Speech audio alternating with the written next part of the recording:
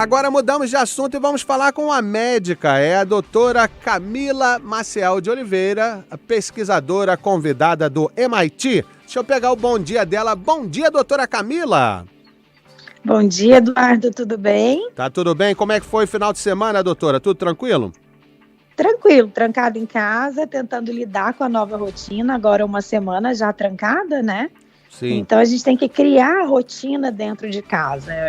Foi tudo de repente para nós, mas a rotina é muito importante. Com certeza. Olha, quem tiver pergunta, manda pra cá no Torpedão, no 603-233-5200. Doutora, eu gosto de voltar no básico. Pra gente entender no básico, a gente tem mais informação, uma base melhor para poder se comportar e também combater tudo que tá aí hoje em dia. Por exemplo, o que significa quarentena? São 7 dias, são 14 dias? O que é mais indicado na quarentena? Eu brinco que a palavra quarentena já remete a 40 dias, né? Mas não, a quarentena é o período em que a gente precisa se isolar por um fator só. A gente, quando tem contato com o bicho, a gente não vai ficar doente imediatamente. A gente pode demorar até 14 dias para ficar doente. Então, o vírus pode estar comigo por 14 dias e eu estar me sentindo bem. Por isso, a gente pede para as pessoas se trancarem por 14 dias. E aí a gente vai saber se ela está doente ou não. Então, num primeiro momento, quem tinha viajado, essa coisa toda, a gente falava, se vai para um lugar diferente, entra dentro de casa para a gente te isolar, entender se você está doente, para liberar sua saída. Agora, como está tudo disseminado, o melhor que a gente tem a fazer é se trancar, entender se a gente ficou doente e tentar não contaminar as outras pessoas. Essa é a nossa doutora Camila Maciel de Oliveira. Ela é médica pesquisadora convidada do MIT. E você pode fazer pergunta também, mandando para cá no Torpedão, no 603-233-5200. Doutora, quais são os sintomas mais comuns de quem pega o coronavírus? Semana passada, Eduardo, a gente conversou, um ouvinte seu mandou uma pergunta muito interessante. Sim. Se eu tenho tosse, como é que eu vou saber se é tosse alérgica ou pelo coronavírus? Então, é importante que quando a gente tem uma tosse alérgica, por exemplo, essa tosse vai acontecer sozinha. Se essa tosse está acompanhada de febre e dificuldade para respirar, aí sim a gente está falando de sintomas que me levam a pensar em coronavírus. Interessante. Esses sintomas, depois que a pessoa tem, qual o procedimento? Ela deve ligar para o médico, deve ir para a emergência? O que é melhor fazer? Eu acho que esse vai ser o outro ponto fundamental nessa história toda. O primeiro é trancar todo mundo em casa. O segundo é saber deixar a população tranquila e explicar para eles quem precisa ir ao médico. Só vai ao médico, gente, se tiver com a respiração cansada, sabe? Se tiver só com tosse e febre, fica em casa. A primeira medicação de escolha para essa situação é o paracetamol. Então, fica em casa, toma remédio para febre, tenta resolver isso em casa. Se o sintoma agravar, aí você vai pro hospital.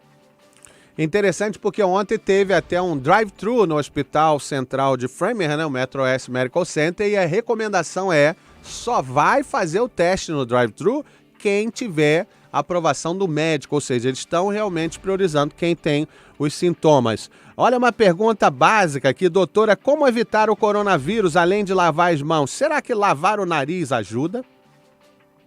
Olha, o problema não é só o lavar a mão, diminui a tua chance de ficar com o bicho assim junto com você se você saiu de casa, entendeu? Eu saí de casa, eu fui no supermercado, pus a mão no carrinho, quando eu chegar em casa, a primeira coisa que eu vou fazer é lavar minha mão, cantando parabéns para você 2 vezes para dar os 20 segundos. Mas, se você tá trancadinho em casa, você não tem nem que se preocupar com isso, tá? O problema da mão é o contágio. Então, a gente sempre fala na mão. Eu não sei se eu falaria em outras mucosas, boca, nariz, se isso ajudaria. A gente tem focado na mão mesmo. Tem mais perguntas chegando aqui. O pessoal que perguntou o telefone da BRZ Insurance. Deixa eu dar o telefone de Boston. É 781-277-7077. Seguro de carro, seguro de General Liability, seguro de casa. 781-277-7077. Olha a pergunta chegando. Será que o vírus sobrevive em roupas e outros ambientes externos e por quanto tempo? Esse é o nosso desafio, porque quando a gente vai para a literatura, é difícil a gente entrar num acordo quanto tempo esse vírus consegue sobreviver. Então, quando a gente está lidando com alguma coisa que a gente não conhece, todo cuidado é pouco, né? Então, eu não sei ainda quantos dias esse vírus sobrevive, eu não sei ainda, porque dependendo da superfície que a gente pensar, ele sobrevive um tempo diferente. Só que como a gente tem pouca informação sobre o vírus, a melhor coisa é não ficar doente agora, porque a gente não vai ter leite suficiente para dar conta de tanta gente doente ao mesmo tempo. A gente ainda não tem o remédio. Se a gente fica em casa por 2 semanas e realmente o FDA aprova a medicação, entra no acordo que a medicação é boa, a gente ainda tem que esperar produzir para ter o remédio. Então, gente, melhor negócio agora. Tranque em casa e espera a ciência fazer a parte dela, que é aprovar um remédio, que é produzir e que é colocar esse remédio na farmácia para nós. Enquanto isso não acontece, tem que trancar. É verdade, a melhor coisa é prevenção, né? Olha a pergunta interessante. Pede para a médica falar um pouco sobre unhas grandes e anéis nessa época, por favor. A unha, ela carrega muita coisa debaixo, né, dela.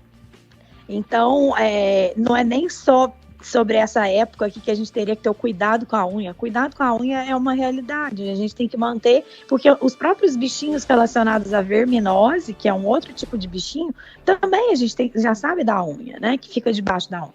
Então a higiene pessoal é muito importante. E o cuidar da mão, cuidar das unhas, manter a mão higienizada, faz parte dessa história toda. O que você puder evitar de ter superfície entre a unha e a carninha do dedo é a melhor coisa que você tem a fazer agora. Temos 1 minuto só, mas tem mais pergunta. Doutora, se eu passar onde uma pessoa acabou de tossir, tem alguma chance de eu me contaminar? Tem. Dentro dessa pergunta, doutora, o interessante é elevadores. Outro dia eu entrei no elevador, tava todo mundo indo pela escada. Eu falei, opa, peraí, mas eu não tô contaminado? O povo tá com medo do elevador. Elevador pode ser um local de contágio?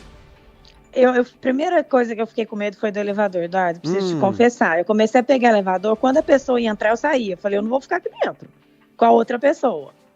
Aí isso foi no comecinho, né? No começo da semana passada. Agora eu parei de pegar elevador, não tô pegando também não.